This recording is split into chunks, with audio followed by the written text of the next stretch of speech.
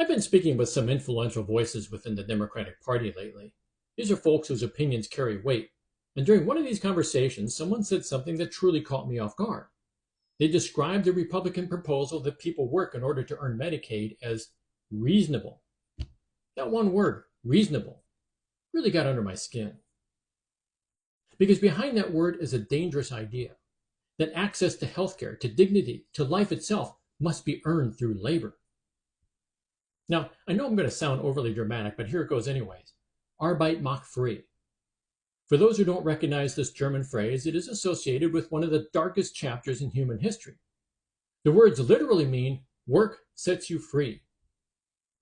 It was written above the gates of Nazi concentration camps, a slogan used to degrade the Jews. Now, the underlying message was horrifically cruel. Your worth as a human being is tied to your productivity. Nazi propaganda accused Jews of being unproductive, parasitic, a drain on the German state. The lies that Jews hadn't contributed to society justified their forced labor, ultimately working them to death. Now, I want to make it perfectly clear.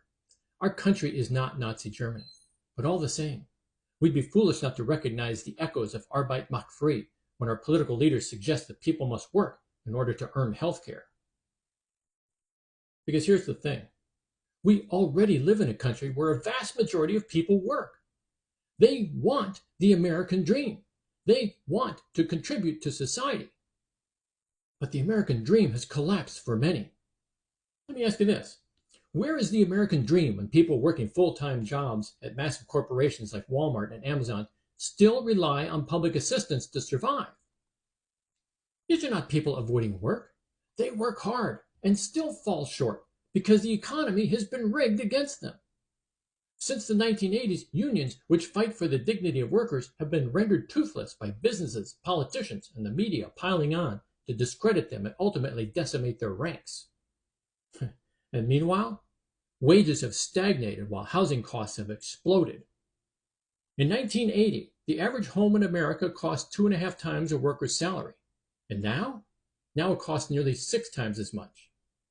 And even with both parents working, families can barely afford to raise children or own a home. As Bernie Sanders said, 60% of Americans are living paycheck to paycheck, one medical emergency away from homelessness. For many Americans, the American dream is dead. Yet even as people continue to work and try to make a living in this post-American dream world, the accusations of laziness keep falling upon them. Politicians demand that people prove they're worthy of help, while billion-dollar corporations are showered with tax breaks and subsidies without question. They even want to abolish the IRS so the rich can continue gaming the system with impunity. Americans want to work, but with each passing year, more and more of them see that the system is rigged. They see that their work doesn't pay. And instead of fixing that real and tangible problem, our politicians have turned to shaming their constituents for needing help, putting them on the defensive, and making them prove their worth for even a hint of dignity. So, this is where we are now. In a society where a full-time job doesn't guarantee dignity, and a helping hand comes with strings attached. I find it deeply troubling that even within the Democratic Party, the rhetoric of equating labor with dignity is gaining ground. Our job as public servants is not to question who deserves health care, it's to provide it.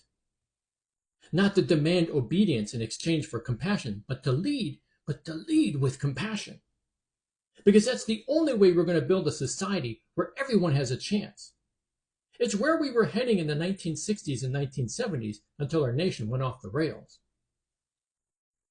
We must reject the toxic narrative that people are inherently lazy and must be coerced into productivity. That idea isn't just flat wrong, it damages our nation's soul. It breeds resentment, undermines community, and chips away at our shared humanity. Look, if we assume the worst in people, we will get the worst, I guarantee it. But if we believe in the good, if we invest in it, we will build a nation that reflects our highest ideals. Dignity is not earned through labor. Dignity comes first, before labor. Our policies must reflect that.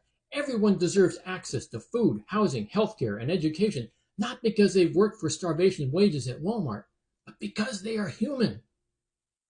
And as humans, they are worthy of dignity before all else. The politics of shame and suspicion are leading us down a dangerous path, a path where those who need help the most are blamed, punished, and ultimately abandoned. And yes, both Republicans and Democrats are guilty of this destructive sin. If we continue down that road, we risk becoming a nation that loses its soul and ultimately loses its freedom. Yes, we can choose a political belief rooted in dignity, trust, and justice. A belief that doesn't treat people like problems to be solved, but as neighbors to be supported. That's the vision I'm fighting for. That's the country I still believe we can be.